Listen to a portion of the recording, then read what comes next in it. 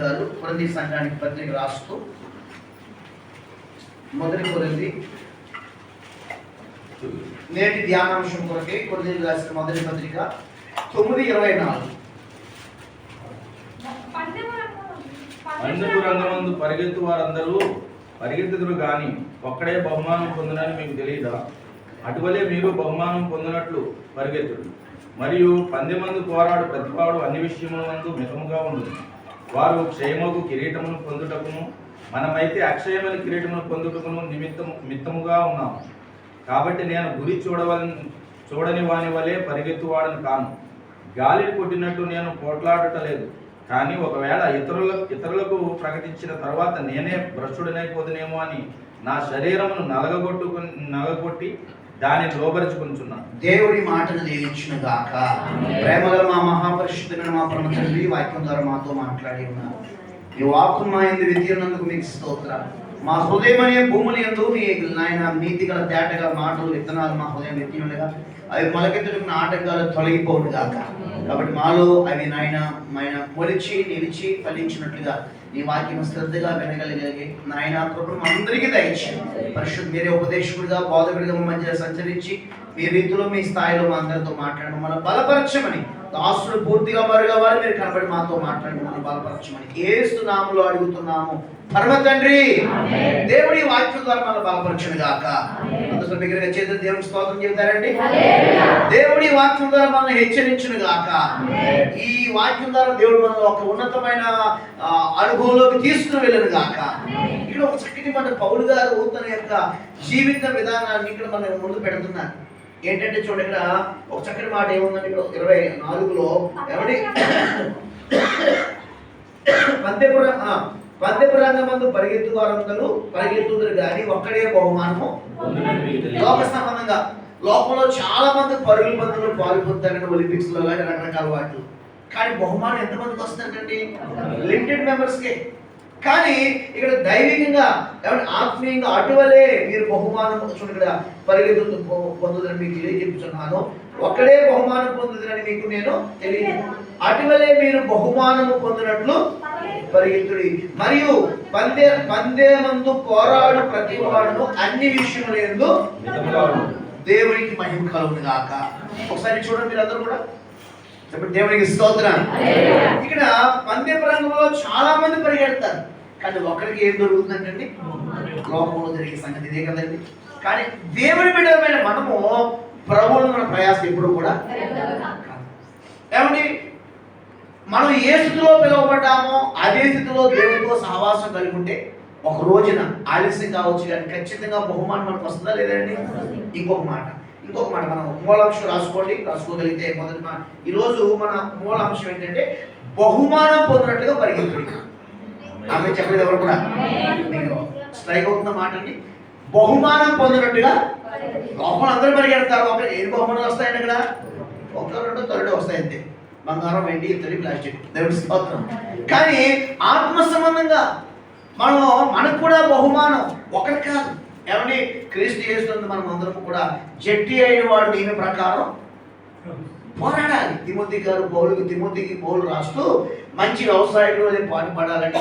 జట్టి అయిన వాడు అంటే ఎవరండి?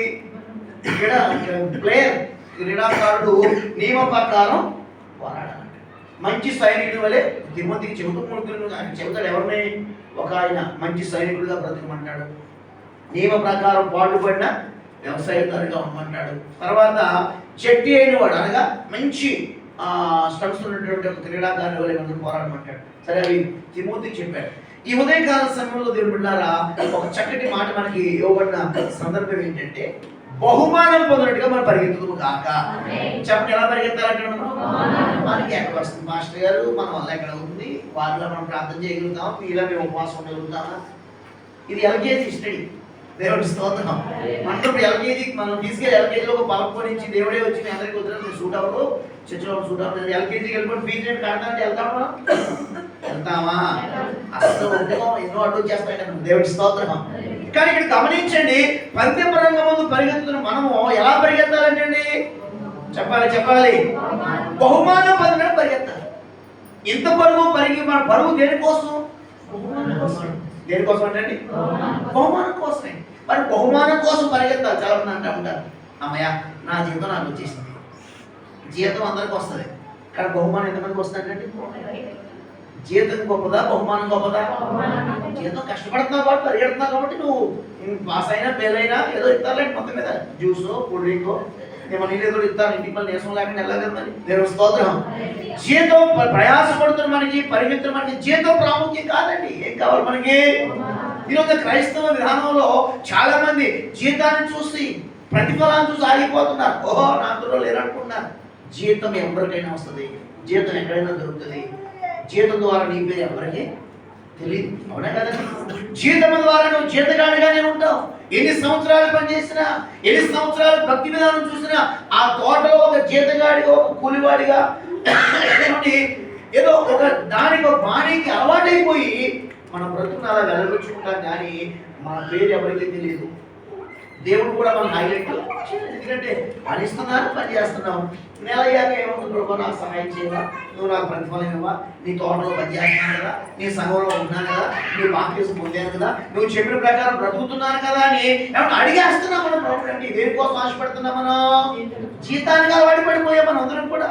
ఈ రోజున క్రైస్తవులమైన మనం జీతానికి అలవాటు పడటం కాదండి, జీతం కోసం ఆర్జించడం కాదండి, జీతం కోసం ఏమండి జీవితాన్ని ఒడిగా చేయడం కాదు ప్రభు కోరుకునేది. నువ్వు బహుమానం పొందాలి. నమ్మే వారికి చెప్పడం జీతానికి అలవాటు పడిపోయాం. ఏమండి జీతం ఎవరికైనా వస్తుంది, కష్టపడతామో జీతం ఇస్తారు. కష్టపడడం కావాలి, కష్టపడుతున్న మనం జీతం పొందడమే కాదు, మనము బహుమానం పొందినట్టుగా ప్రయాసపడము కాక. బహుమానం రావడం నీ పేరు ఏమవుతుందండి? అందరికీ తెలుసు.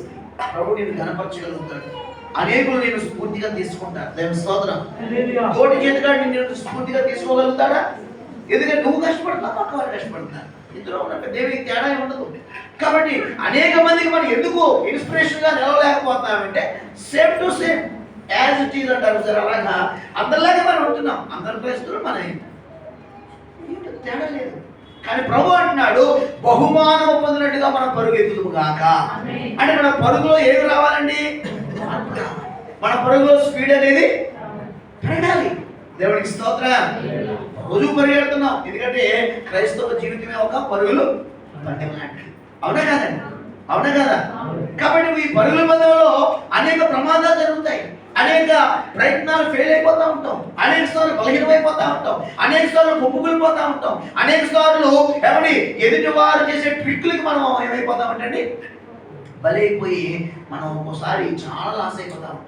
మనుషులు నమ్మేసు, లేకపోతే మనుషులు చూస్తూ పరిగెడతారు. ఏమండి మన సింహం కన్నా పులి కన్నా వేగంగా ఏ పరిగెడతా తెలుసా అండి? జింక పరిగెడుతుంది. చాలా మంది తెలిసి విషయం, కానీ ఎందుకు మరి దానికి ఆహారం అయిపోతుందంటే జింకకు భయం వెనకాల. అంటే ముందు చూపు పరిగెడితే అసలు జింకకున్నంత స్పీడ్ తెలియలేదు. దేవుడి కృప, దేవుడి స్తోత్రం. జింకకి అన్నం ఇచ్చాడు, ఆరోగ్యం ఇచ్చాడు, అన్ని ఇచ్చాడు. అన్ని ఇచ్చిన దేవుడు దాన్ని కాపాడుకోవడానికి వేగవంతమే పరిగెచ్చాడా లేదా అక్కడ? మరి ఎందుకు జింక అనేక ఆహారం అయిపోతుందంటే దాన్ని భయం ఎక్కువ. ఇప్పుడు చెప్పమంటారా? పరిగెడుతుంది కానీ వెనక్కి చూస్తూ పరిగెడుతుంది. ఈలో ఏంటండి స్పీడ్ ఏమైపోతుందండి? కంట్రోల్ అయిపోతుంది. స్పీడోమీటర్ రీడింగ్ మళ్ళీ 120 110 వచ్చేస్తుంది, కానీ 80కి వచ్చేస్తుంది. మళ్ళీ గేర్ మార్చి బ్రేక్ చేసి లక్షణం లోపు అది వచ్చేసి ఒక పని చేద్దాం, అవుట్. దేవుడి స్తోత్రం. అంతే. పరదేశము ప్రియులారా పాట పాడి వచ్చి వస్తుంది. కాదు ఏంటంటే అది ఒకటి, దానికి ఉన్న భయము. రెండోది వేగంగా ఎదరు చూస్తూ పరిగెట్టాలి, కానీ శత్రువు వైపు చూస్తూ, అంటే దృష్టి ఎరకాల ఉంది. కాబట్టి వెనక చాలా మంది పరిగెడుతున్నారు, చాలా మంది భక్తులు చాలా ప్రయాసపడుతున్నారు, చాలా ప్రభు గారు దేవుడికరంగా బ్రతుకుతున్నారు, కష్టపడుతున్నారు. కానీ ఈ వెనక చూసే స్వభావం చాలా మందిలో ఉండటం ద్వారా ఈరోజు అపవాదికి ఏదో విధంగా ఎక్కడో ఒకటి చోటు అనేది దొరికేయటమో, టోటల్గా వారి చరిత్ర ముగిసిపోవటమో, లేకపోతే కొన్ని గాయాలు పాలవటమో, కొన్ని శ్రమల పాలవటమో. ఈ రోజున ఒక డ్యామేజ్డ్ క్రైస్తవులుగానే ఉన్నారు, కానీ ఏమంటే సంపూర్ణ క్రైస్తవులుగా మనం అనేక సార్లు, అవునా కదా, మానలేకపోతున్నాం. అందుకే ప్రభు ఇక్కడ తన సేవకుని పౌలు ద్వారా మన హెచ్చరిక కానివ్వండి, ప్రోత్సాహం కానివ్వండి అన్నాడు ఆయన, మీరందరూ బహుమానం పొందినట్టుగా పరిగెత్తుదురు గాక. చెప్పండి అందరూ పక్క వాళ్ళు షేకండి, బహుమానం పొందినట్టుగా పరిగెత్తాలని చెప్పండి. ఇక్కడి నుంచి సీరియస్ గా నవ్వద్దు, సీరియస్ గా చెప్పాలి. ఆవుని నకిలీ పరుగు ఇక్కడి నుంచి బహుమానం పరిగెత్తడం కళ్ళే చెప్పండి. మీరు నవ్వారంటే వాకి ఫీల్ అయ్యారంటే దేవుడు అమ్మా బహుమానం స్పీడ్గా పరిగెత్తండి, కుదరలాగా చెప్పడానికి కళ్యాణం చేసి మా ఐదారు వందల మీద దేవుని స్తోత్రం. బయట ఏమన్నా క్రికెట్ బ్యాట్ పెట్టారు మనం కొడతానికి ఏమన్నా దేవుడికి స్తోత్రం కలుగును గాక. మన తోటి సహోదరుని మనం ప్రేమపూర్వక హెచ్చరించాలి వద్దండి. అక్కడ ప్రేమపూర్వక బుద్ధి చెప్పని వాక్యం ఉందా లేదా? మరి దేవునికి స్తోత్రం. జస్ట్ మీ ఎక్స్ప్రెషన్ చెప్పి తెలుసుకోవాలని చెప్పాను. ఎందుకంటే దేవుని స్తోత్రం. మీకు మీరే భయపడలేదండి ఎలాగా? దేవునికి స్తోత్రం. దేవునికి మహిమ కలుగును గాక. బహుమానం పొందినట్టుగా పరిగెత్తాలి. ఏదో టైం పాస్ కోసం ఏదో ఇప్పుడు అనుకుంటారు సేమస్ ఉంటాయంటే వాళ్ళు కలిగింది అనుకుంటాను. దేవునికి స్తోత్రం. అదొక ఎక్సర్సైజ్. మంచి చూడడానికి చాలా స్లో రీల్ తీసి మన కొంతమంది ఉంటారు కదా పిచ్చోడు ఏమండి అది విజువల్ ఉపయోగపడతారు. పొట్ట దగ్గర ఏదన్నా కడుపు పేగులు కలుగుతాయి కదా ఏమండి. దేవునికి స్తోత్రం. మంచిదే. అది లోక సంబంధంగా ఉపయోగం ఏమోదని తెలుపుకుంటారా? ఆత్మ సంబంధంగా నువ్వు స్లో మోషన్ ఉంటే దొరికేస్తావు. అది దేవుని స్తోత్రం.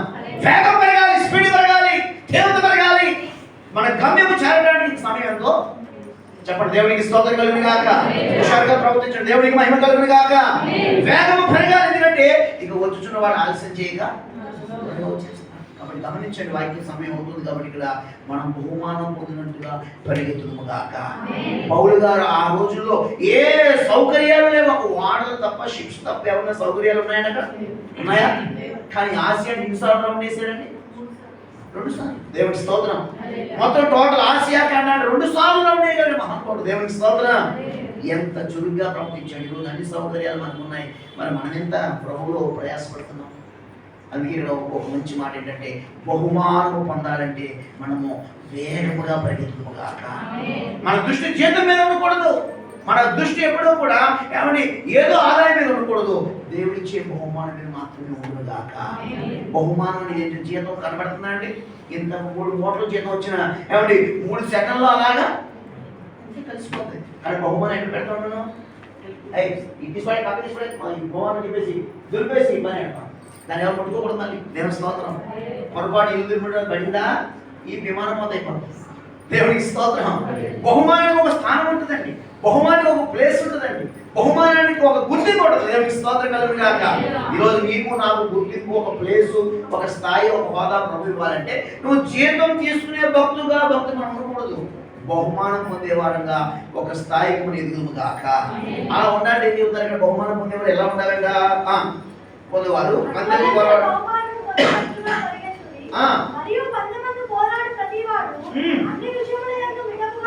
చాలు. దేవునికి స్తోత్రం.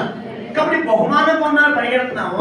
కాబట్టి అన్ని విషయంలో బహుమానం పొందాలి. బహుమానం కొరకు ప్రతి భక్తులైన వారు మనందరూ ఎలా ఉండాలంటండి? అన్ని విషయంలో ఎలా ఉండాలంటండి? మిత్రులు కానీ మాట ఇంగ్లీష్లో ఏంటంటారు? లిమిట్స్ లో ఉండాలంట. దేవునికి స్తోత్రం. అన్ని ఉండాలి కానీ లిమిట్స్ లిమిట్స్ ఉండాలంటే నీకు అద్దు ప్రాబ్లం చేస్తున్నావు ఏం మాట్లాడుతున్నావు వారి వయసు ఇవంతా అంటారని వారు. అలాగే దేవుళ్ళారా అన్ని విషయంలో మనం మితమంటే మనం ఏమనుకుంటాం? తిండి తక్కువ తిమ్మన్నారు అనుకుంటాం. తిండి తక్కువ తినమే కాదు మితమండి. అన్ని విషయాలు మనం ఏంటండి లిమిట్స్. ప్రభు మనకి కొన్ని లిమిట్స్ ఇచ్చాడు కదా. పౌలు గారు అంట అన్నిటి యందు నాకు స్వతంత్రం కలదు కానీ అన్ని చేయదగినవి కావున్నాయి. అన్నిటి యందు స్వతంత్రం ఉంది కానీ అన్ని నాకు క్షేమాభివృద్ధివి. మీకు ఎక్కువ దాబెట్టుకుంటారు పాఠశాల సంవత్సరం చెబుతారు అనుకుంటారు. మొదటి కొద్ది పద్ధతిలో మంచి మాట.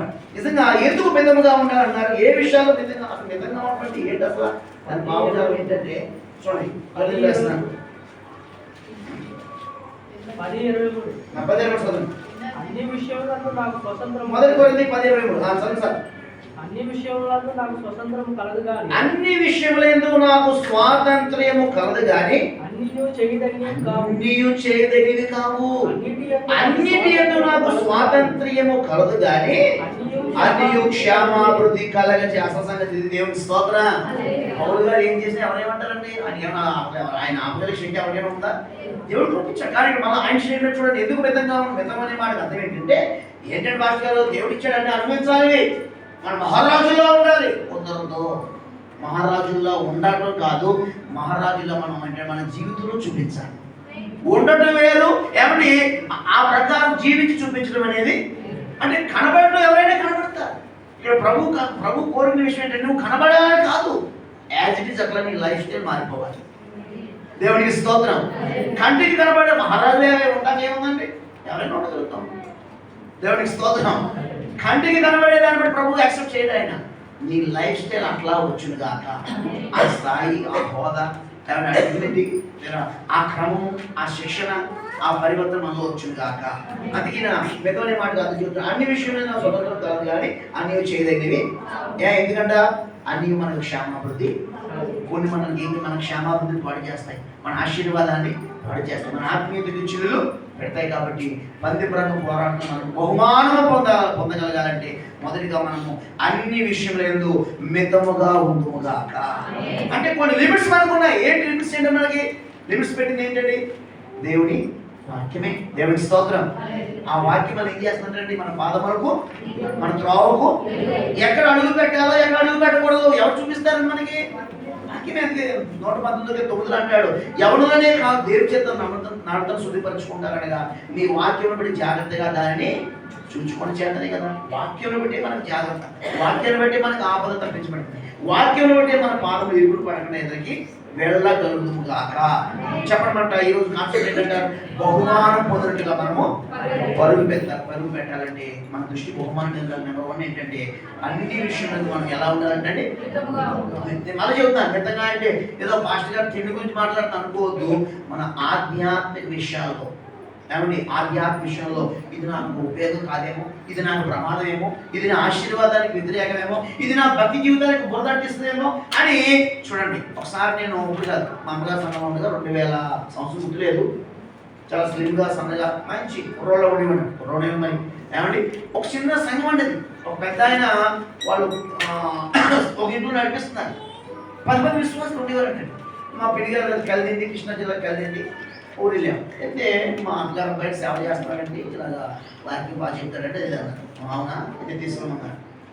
అంతకుముందు ఒక పాస్టర్ గారు వచ్చారండి. ఏదో మాటలు చెప్పేసి ఆ 10 మంది 5 ఎత్తిపోయాడు.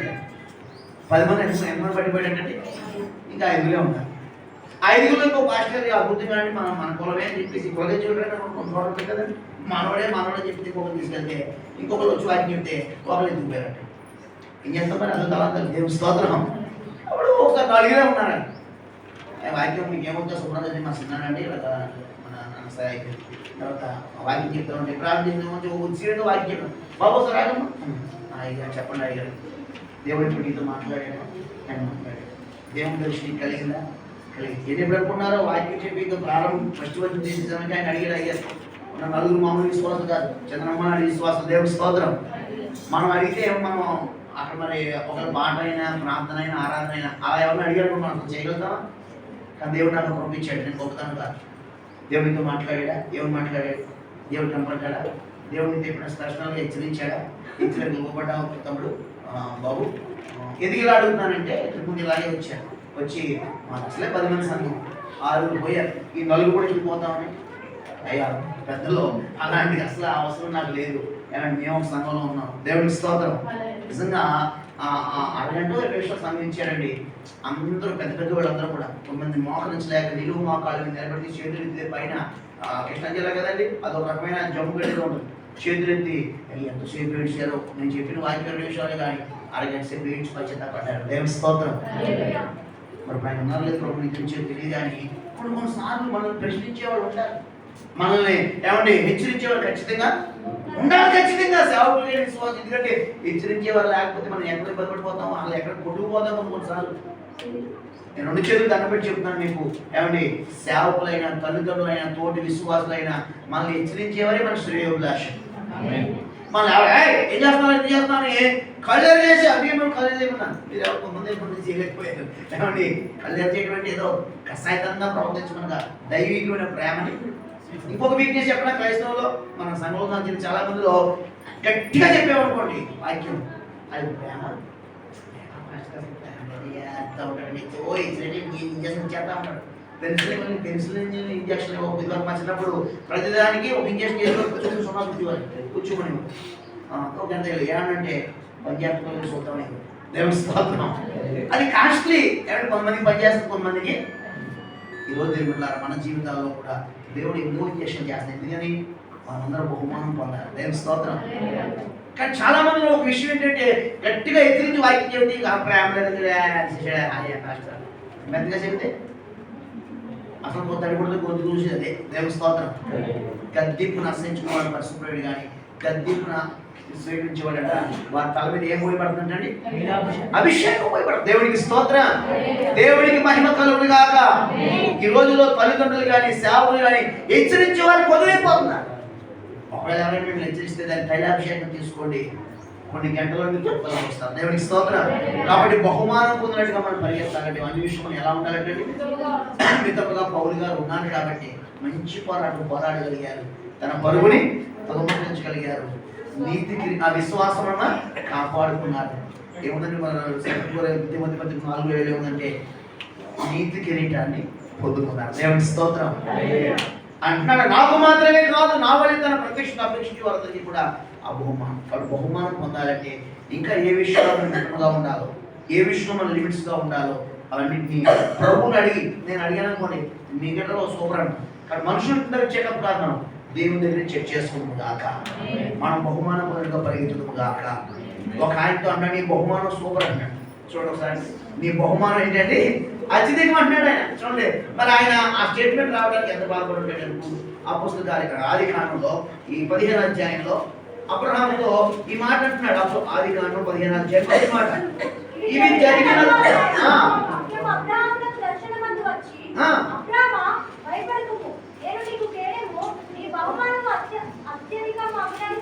దేవునికి మహిమ కలుగును గాక. మనం బహుమానం పొందినట్టుగా ఏం చేయాలంటే చెప్పాలి. బహుమానం పొందినట్టు మనం ఏం చేయాలంటే నేను లేవలేనేసయ్యా నీవే పరిగెత్తేసయ్యా అని మనం పాట పాడాలా? అది బహుమానం పొందినట్టుగా మనం పరిగెత్తుతూ మితముగా ఉండుము గాక, బహుమానం పొందుకుందుము గాక. రెండో దగ్గర నీ బహుమానం అబ్రహాం ఏమన్నారంటే అత్యధికం ఏమవుతుందంటారంటే అబ్రహాంకి ఏ బహుమానం ఉందంటే పిల్లలు లేదు కదా, అబ్రహాంకి ఏ స్వామి ఏదో వాగ్దానం అంతే. కానీ ఇక్కడ దేవాది దేవుడు అబ్రామా ఏమంటే భయపడకము, నేను నీకు కేడేమో నీ బహుమానము. ఈ వండర్ఫుల్ వాగ్దానం అత్యధికమైన బహుమానం దేవుడు ఇవ్వడానికి కారణం తెలుసా అండి? 4 విషయాలు చెప్తారు. 14వ అధ్యాయంలో తన తమ్ముడు కుమారుడు లోతు ఏమయ్యాడంటే చెరపట్టబడ్డాడు. ఇలా చూస్తున్నాడు, మీరు పేజీ తిరగలేదు, కొన్ని కాలం ఎంతో లేదు. దేవుడి స్తోత్రం. తెలిసిన విషయాలు కదా, మళ్ళీ ఇంటికి వాళ్ళు పుస్తకం ఎదుగుతాం. ఏమండి అబ్రాహాము తమ్ముడు కుమారుడు లోతు ఏమయ్యాడంటే అక్కడ చెరపట్టబడ్డాడు. అయినా సరే చెరపట్టబడ్డాడు కదా, ఆయనకి అలాగే అవ్వాలని అనుకున్నాడు. అక్కడ శరీర సంబంధమైన కోపం లోతు మీద ఎక్కడా కూడా నెంబర్ 1 చెరపట్టబడిన వారి విషయంలో జాలి చూపించాడు అబ్రహాం. దేవుడి స్తోత్రం. రెండోది ఇంకా ఏంటంటే అతను ద్వారా అబ్రహాంకి నష్టం కలిగిందా మేలు కలిగిందా? అక్కడ నష్టమే కలిగింది, బాధే కలిగింది. అయినా సరే తన ఇంట పుట్టిన తనకు కావాలని చూడండి అబ్రహాం దగ్గర చేశాడు. అయినా సరే అబ్రహాం ఆగాడండి అక్కడ. నేను హెబ్రీయుడును అలా చేయలేనని చెప్పేసి తన ఇంట పుట్టిన 318 మందిని కూడా వెంటబట్టి తీసుకుని వెళ్ళి ఆ శత్రువులతో పోరాడి ఏమండి మరి లోతుని ఆస్తిని స్త్రీలను సమస్తము తిరిగి తీసుకుని వచ్చాడు. దేవుడికి స్తోత్రం. అన్నింటిలో మనకి ఏంటంటే మరి చెరలో ఉన్న వారిని విడిపించడానికైనా ఏమంటే దగా చేసిన వ్యక్తి కోసం ధైర్యంగా అడుగులు వేయటమైనా అబ్రహాంకి ఎప్పుడు యుద్ధం చేసి అనుకోలేదు. బలి పిల్లలు కట్టుకోవడం వచ్చి అబ్రహాం అనుభవం లేకపోయినా ఏమండి అబ్రహామే కాదు తన ఇంట్లో ఉన్న ఆ విశ్వాసంలో ఉన్న 318 మందిలో ఒక్కళ్ళైనా ఎక్కడైనా రానున్నారని అక్కడ. అంటే అబ్రహాములో ఉన్న సమర్పణ అందులో ఉందా లేదా అక్కడ? అంటే అబ్రహాంతో పాటు ఉన్నవారు అబ్రహాం ఎస్ అంటే చేస్తున్నాం అంటే మన కుటుంబాల్లో ఉందా ఈ ఫార్ములా? మన సంఘంలో ఉందా ఈ ఫార్ములా? ఒక తాటి మీద రాగలుగుతున్నావా? ఒక పెద్ద ఆయన అరే నడు రాగానే ఆ డబ్బు దొరకలేదు నీకు అలాగే ఇవ్వాలి వేసేద్దామని అన్నారంటే ఇక్కడ ఒకలైనా నిజంగా అబ్రాహాములో మనస్సు అందులో ట్రాన్స్ఫర్ అయింది. దేవుని స్తోత్రం. అంత మాత్రమే కాదండి, సొదొమ రాజుచి ఏమన్నాడండి ఇగో జనాలను తీసుకో ఏంటండి ఆస్తిని ఇచ్చేసి జనాలను తీసుకో ఆస్తిని ఇచ్చేస్తాను అన్నాడట్లేదండి. సొదొమ రాజు గోల్డ్ అంతా ఆఫర్ ఇస్తున్నారు అక్కడ. కానీ దేవుడు అబ్రహాము ఆ సొదొమ రాజు ఇచ్చిన ఏం చేశాడంటే అక్కడ సున్నితంగా తిరస్కరించాడు. చెప్పడం కూడా దేవుని స్తోత్రం. మన బహుమానం ఉంది, వాగ్దానం ఉంది, అది అత్యధికం అవ్వాలంటే స్పీడప్ అవ్వాలంటే దేవుడే మనకి కేడుగా ఉండాలంటే మొట్టమొదట చెరపట్టబడిన వారి గురించి మనం ఆలోచించము కాక. మనం దగా చేసిన వారి కోసమే మనం ధైర్యంగా అడుగు ముందుకు పోయింది కాక.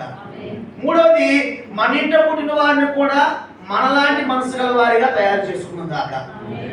ఆఖరిగా, మనుషులిచ్చే బహుమానాలను సున్నితంగా తిరస్కరించడం కాక. వెరీ వండర్ఫుల్ ఇంట్రెస్టింగ్ ఫ్యాక్ట్స్ ఈ నాలుగు కూడా.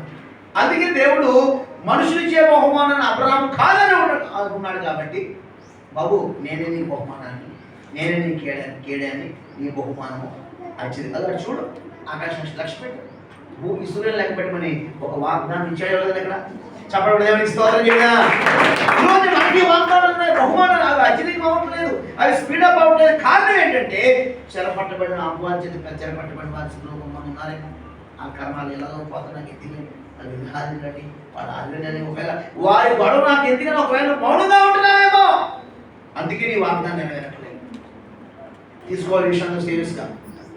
దేవునికి స్తోత్రం. వాళ్ళు నన్ను విడిచిపెట్టి వెళ్ళిపోయారు కాక, బద్దీలో ఉన్నాక అలాగే జరగాలి అని ఒకవేళ కక్షపూరితమైన నువ్వు జీవితం జీవిస్తున్నాయి. రాజకీయ విశేషమైనటువంటి ఒక వ్యూహాలు పడుతున్నావేమో. మనం రాజకీయ సముద్రం కాదు, యాజకీయ సముద్రం. దేవుని స్తోత్రం.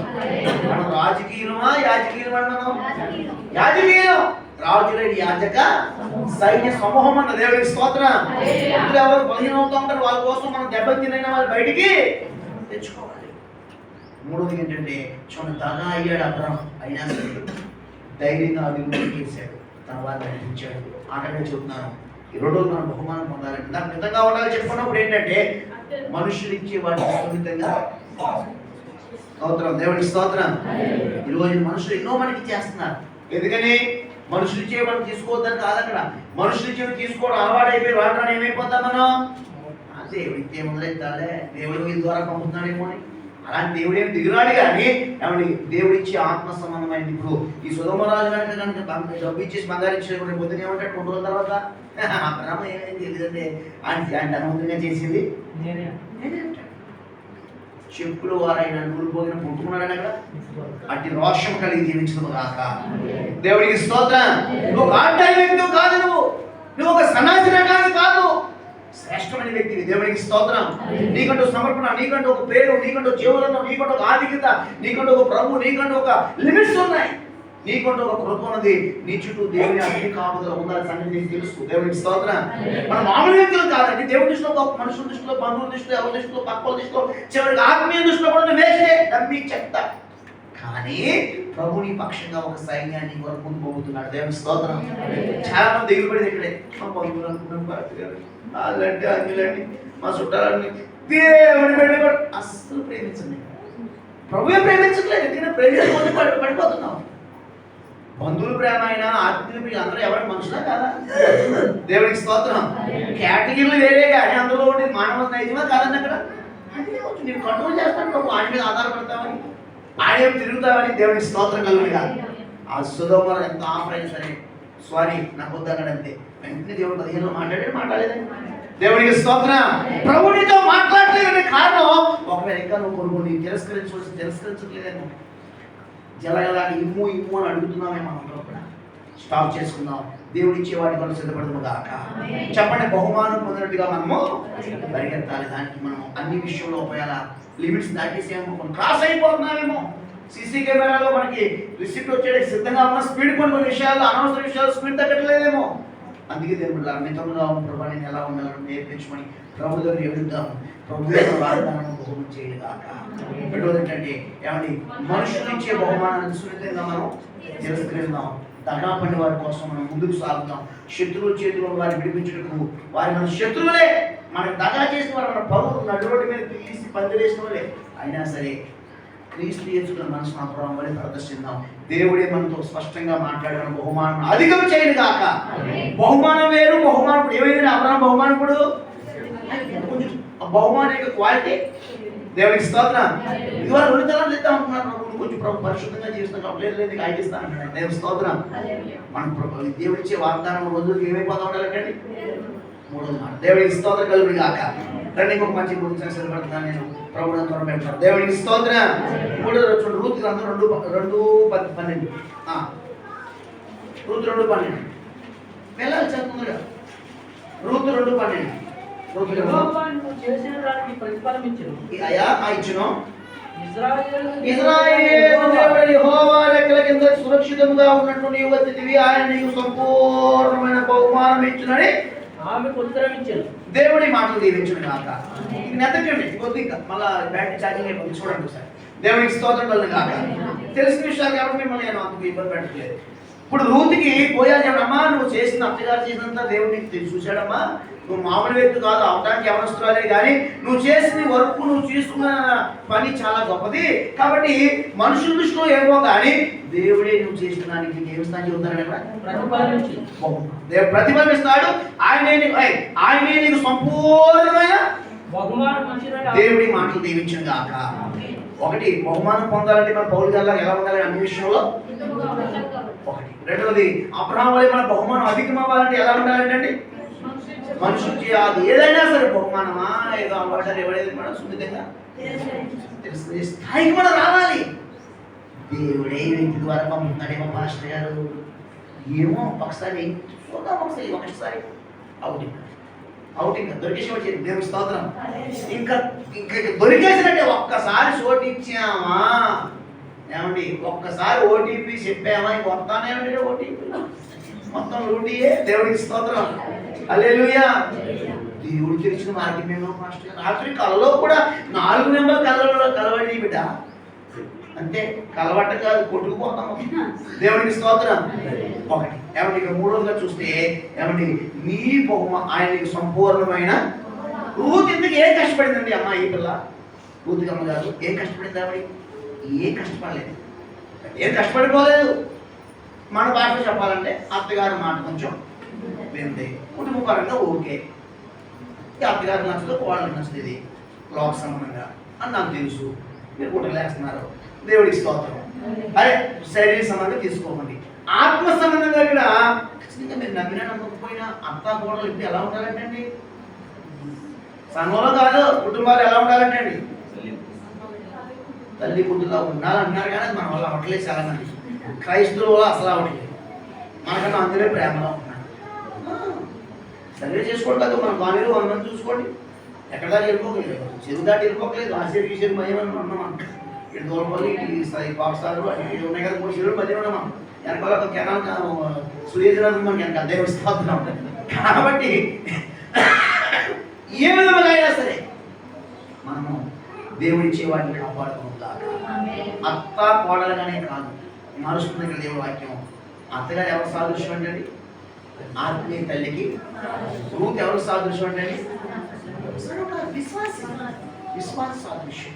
కాబట్టి ఇప్పుడు ఈమె ఇంత బహుమానం పొందడానికి ఉన్న ఆ ఆత్మీయతలతో ఏమి నిబంధన చేస్తున్నట్లు 1:18 తనతో కూడా వచ్చుటకు ఆమెకు మనసు కుదిరదని నయోమి తెలుసుకున్నప్పుడు అందరి గురించి ఆమెతో మాట్లాడుతూ మానేది వారిద్దరూ బెత్లెహేముకు ప్రయాణం చేసి దేవునికి స్తోత్రం. వద్దమ్మా ప్లీజ్ అమ్మా, మీ తోటకోళ్ళు మీ అక్క ఇలాగే అబ్బాయి కొలు నీ జనమైన మొత్తం మీద మరణ తీసుకొచ్చేస్తారే, నాతో పాటు రావడానికి అమ్మాయిని మనసు కుదిరని చెప్పేసి ఏమంటే ఆమెతో మాట సరే రామ్మా సరే నీ ఇష్టం అని ఇద్దరు కలిసి ప్రయాణం చేస్తా చేయలేదని అక్కడ. ఇప్పుడు అంటే ఇప్పుడు ఈ నయోమితో అనగా ఆత్మీయతలతో ఇవి ఏం కలిగి ఉన్నది, ఒక అనుబంధం కలిగి ఉండటమే కాదు. ఇంకో మంచి జాగ్రత్తగా ఇష్టం, మనం సంపూర్ణమైన బహుమానాలు పొందాలంటే ధైర్యంగా ఈ రోజున దైవ సేవకులతోనూ సేవకురాలతోనూ చాలా మంది అనుబంధం కలిగి ఉంటారు. వండుకుని పట్టుకొచ్చి నైవేద్యంలాగా సాయంకాలం ఆ పాస్టర్ గారు తింటే కానీ ఆ పాస్టర్ గారికి వాళ్ళు తింటారు. దేవుని స్తోత్రం. ఇలాంటి మర్యాదలు సకల అన్నీ బాగానే ఉంటాయి. ఏమండి అనుబంధం కలిగి ఉంటేనే కాదు, అనుసంధానం కలిగి ఉంటేనే కాదు, సేవకురాలతో నిబంధన చేసే స్థాయికి ఎదుగుదు కాక. చెప్పడం దేవునికి స్తోత్రం. దేవునికి స్తోత్రం, దేవునికి స్తోత్రం. ఏం మా పాస్టర్ గారికి వస్తుందంటే ఏం తెలీదా, అయిపోయింది అనుభవం. మా పాస్టర్ గారు పిల్లండి వందనా చేయాలంటే వయసు తక్కువ ఆవిడకి ఏం తెలియదు, మా పాస్టర్ ఎలా చేసినాడు ఏంటో అయిపోయింది సాక్ష్యం. దేవునికి స్తోత్రం. నువ్వు అసలు ఋతువే కాదు అసలు. చాలా మంది మా పాస్టర్ గారు బాగానే ఉంటారు కానీ మా పాస్టర్ గారే కొంచెం ఏదో మాట్లాడేదనిపించదా. చాలా సంఘాల్లో ఏమంటే పాస్టర్కి అసలు విలువ ఎక్కడా కూడా కుటుంబాల్లో స్త్రీకి ఎవరు, సంఘాల్లో పాస్టర్కి వెళ్ళేవా? పాస్టర్ గారు నిలబడి రౌండ్ వచ్చేసి దాని కోసం ఏసి ప్రార్థన చేసినంత ఎవరంటండి బాగా గట్టి అడుగుతుంది. ఎందుకు చేయడం కాదుతున్నావు తెగగా ఉంటుంది నీకు. మంగళవారం పెళ్లి చేసాం నీకన్నా జాడ్యమా నాకు ఎందుకు అడుగుతుంది పాస్టమ్మా? ఆ పురుషుడు అయినా సరే ఎందుకు ఆ పురుషుడిని లెక్క చేయడం ఎందుకు నిలదీస్తుంది గుమ్మ దగ్గర పాస్టమ్మా? నీ కోసం ఏడుతుంది మరి. ఈ విషయం చాలా మంది తెలియక సర్వ ప్రపంచ క్రైస్తవుల్లో కూడా పాస్టర్లకు ఎవరు కూడా విశ్వాసులు 9 వందనాలే. ఎఫ్ఎన్జీ గారు బాధపడితే పిచ్చితల్లి అంటారు దేవుని స్తోత్రం. అది తిరిగి మధ్య పాస్టర్లకు వచ్చేసండి దేవుని స్తోత్రం. పిచ్చితల్లి అంటే కేవలం పాస్టర్లే కాదు, శారీరకంగా కాదు. అసలు పిచ్చితల్లి ఎవరంటే సంఘంలో సేవకులే అంటారు. అందరికి నమ్మేస్తాడు. 10 రూపాయలు చూసి సెలబ్రిటీ అబ్బో మా విశ్వాసం ఎంత బాగున్నాడో తెలుస్తుంది అక్కడ కొన్ని చోట్ల దేవుని స్తోత్రం. గమనించిన ఈ రోజున రూతు సంపూర్ణమైన బహు పొందడానికి కారణం నీ దైవజనురాలతో, నీ ఆత్మీయ తల్లితో. ఏమంటే చిన్నదైతే మనకెందుకు, పెద్దదైతే మనకెందుకు, అమాయకురాలైతే మనకెందుకు, ఆవితే పేగులు లెక్క పెడితే మనకెందుకు, ఆమె నీకు తల్లి. వయసు అవసరం లేదు, మెంటాలిటీ అవసరం లేదు, మనకి దేవుడు తల్లిగా మనకి ఇచ్చాడు కాబట్టి ఆమెతో అనుసంధానం రాసుకుని పూసుకుని తిరగటాలే కాదండి, శారీరకమైన సంబంధాలు పెట్టుకోవడమే కాదు, లేకపోతే భోజన సంబంధమైన మర్యాదలు చేయడమే కాదు. ఈ రోజున మనం రూతు వలె ఒక స్థాయికి, ఒక బహుమాన స్థాయికి రావాలంటే మనం అనుసంధానం ఉండాలి, అన్నీ ఉండాలి. వాటికంటే ముఖ్యంగా రూతు వలె నిబంధన చేసే స్థాయికి మనం ఎదుగుదాము కాక. అమ్మ ఈ నుంచి ఇలా ఉండాలనుకుంటున్నాను. నిజమే, నేను చెప్పిన మాట కరెక్టే, దేవుడు మీకు చూపింది కరెక్టే, ఇది నా పొరపాటే. కానీ ఇక్కడి నుంచి నేను అలా ఉండను, నన్ను క్షమించి నా కోసం ప్రార్థన చేయండి, ఇక్కడి నుంచి నేను ఈ విధంగా ఉండాలనుకుంటున్నాను ఒక తీర్మానం చేసుకునే స్థాయికి, ఆత్మీయ తల్లితో అండ్ ఒక ఏంటంటే ఒక నిబంధన చేసే స్థాయికి నువ్వు రావాలి. అప్పుడే దేవునికి సంపూర్ణమైన ఏంటంటే భాష రాదు, యాస, వస్త్రధారణ కొత్త, అన్నీ కొత్త. అలాంటిది ఒక మాట అడుగుతాను, రూతు నయోమితో పాటు వెళ్తే ఎంతైనా ప్రయోజనం ఉందండి ఏమిటి? తల్లికి వెళ్ళింది ఆత్మీయ తల్లి, దేవుని స్తోత్రం. ఆత్మీయ తల్లితో నువ్వు ఎవరికి ప్రయోజనం ఉండదు, బహుమానం వస్తుంది. దేవునికి స్తోత్రం. ఆత్మీయతో ఎప్పుడు ఏదో పని చెప్తానే ఉంటుంది పాస్టర్మ, పని అచ్చే ఇచ్చే ఇచ్చే అచ్చు అచ్చే అని. పాస్టర్ పని ఏంటంటే తను పని చేస్తుంది, ఎంతో పని చేస్తుంది అంతే. పాస్టర్ ఏమి కూర్చు చేసి ఎవరిని కూర్చో గౌరవించదు పాస్టర్ ఎవరిని కూడా, ఎందుకంటే తాను ఏం చేస్తుందో అది అంత చేత. ఈ సంగతి చెప్పండి, మాస్టర్ గారు రండి బ్రదర్ అంటారు, అయ్యా ఒకసారి రండి నీళ్ళలో పెట్టయ్యా. ఈ పాస్టమే ఎప్పుడు పోతుంది ఏంటో, కొత్త పాస్టర్ వచ్చే అవకాశం లేదనుకోండి. దేవునికి స్తోత్రం. చాలా మంది అంటే ఏంటంటే పాస్టర్ గారు టీ తాగుతా ఉంటే ఈ పాస్టర్ మంచి మీద టీ తాగుతా ఉంటే పిలిచి నీళ్ళు పట్టమంటుంది ఏంటండి. ఎందుకంటే ఆ పాస్టర్ గారు అలవాటు, పని చేసి చేసి చేసిన పిల్లలు అలాగే పనిలో దేవునికి స్తోత్రం. తర్వాత అవుతారండి, ముందు వచ్చి పని ముఖ్యం కదా. దేవునికి స్తోత్రం. ఎవరిని హైలైట్ ఎవరిని తీసేయట్లేదు. రూతిని బట్టి మనం నేర్చుకోవాల్సిన పాఠం సంఘానికి. దేవుని స్తోత్రం. మన బహుమానం సంపూర్ణం అవ్వాలి, అధికం అవ్వాలంటే మనం ఏదేదేదో రిలేషన్స్ మనం మెయింటైన్ చేద్దాం. ఒక నిబంధన చేసే స్థాయికి, ఒక తీర్మానం చేసే స్థాయికి దిగితే మన బహుమానం సంపూర్ణం అవుతుంది కాక. దేవునికి స్తోత్రం. ఆఖరి మాట ముగిస్తున్నానని మాట చెప్పేసి చూడండి, అది ఒకటి. ఈ స్థాయికి మనం రాగలిగామా రాలేదా చెక్ చేసుకుని హెబ్రీ పత్రిక 11:24. హెబ్రీ 11:24 మాట ఉంది ఇక్కడ.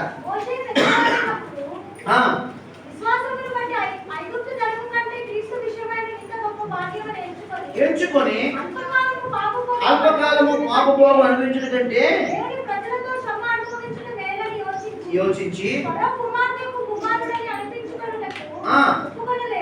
ఎందుకని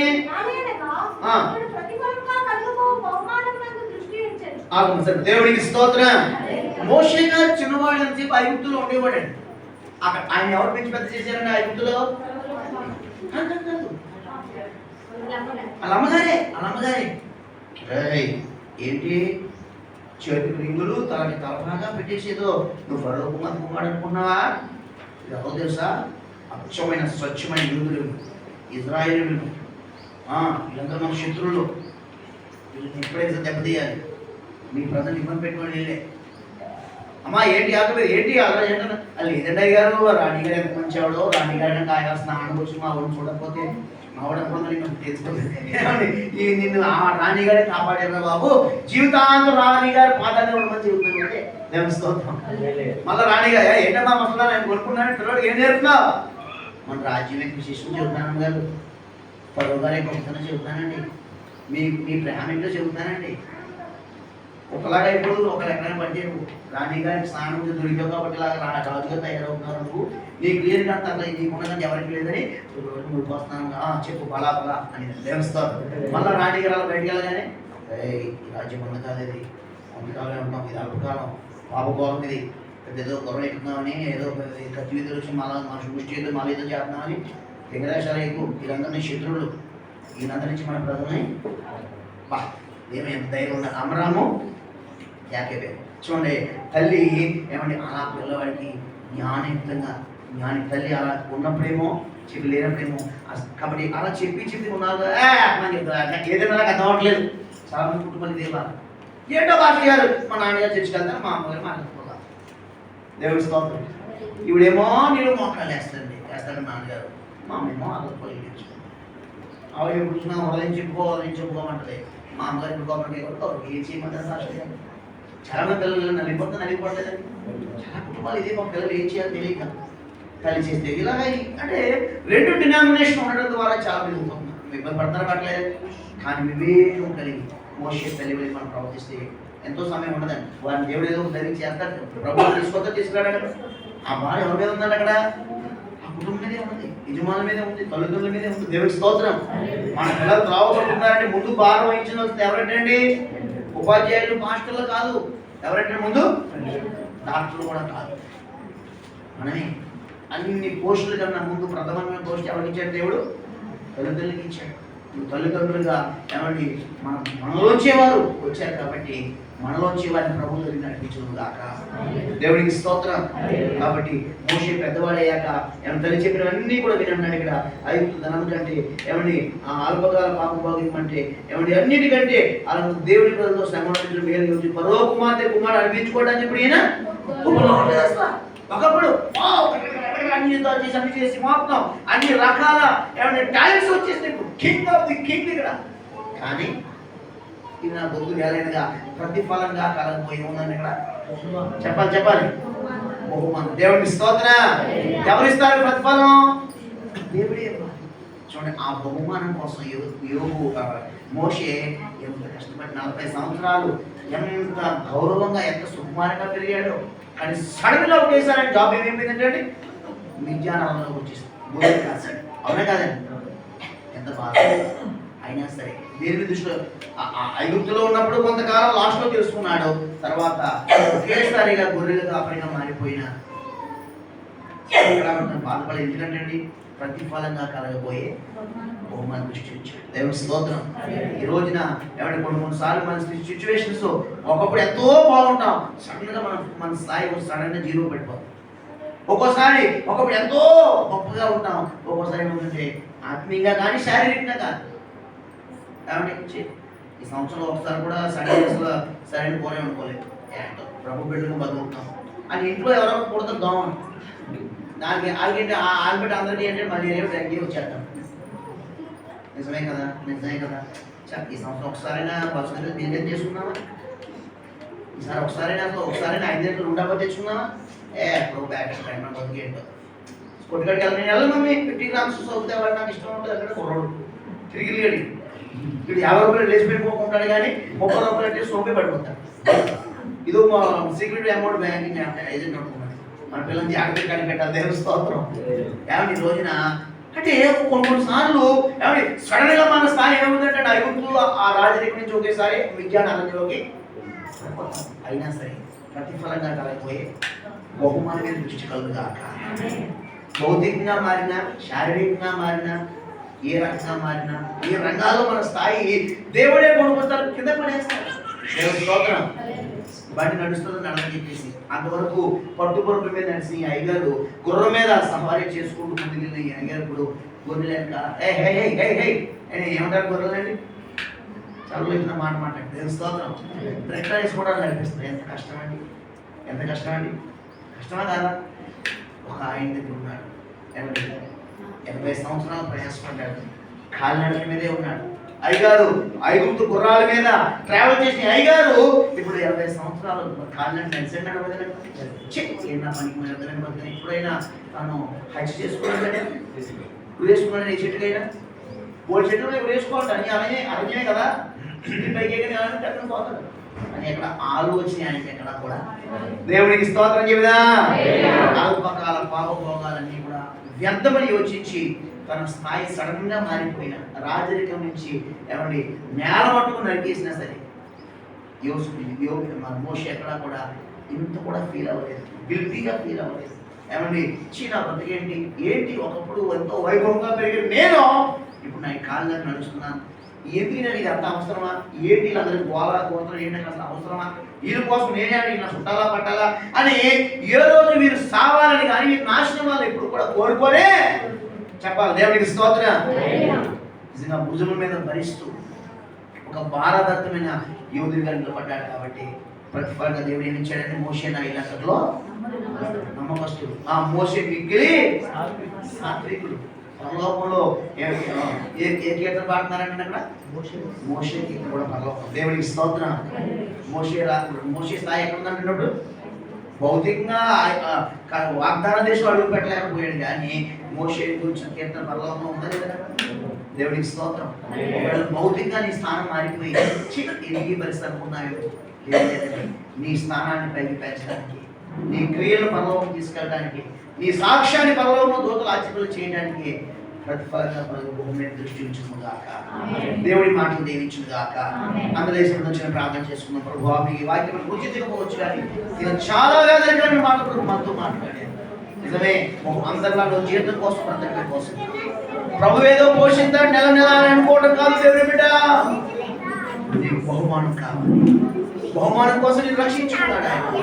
లోకస్తులు జీవితం కోసం ప్రాకులాడతారు, కానీ నువ్వు నేను జీవితం కోసం కాదు, ఆయన ఇచ్చే కిరీటం కోసం. ఆయన ఇచ్చే నోరు తెరవాలి మాట్లాడారు అందరూ.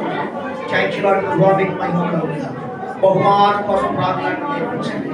మితంగా ఉండడానికి నాకు సహాయం చేయండి.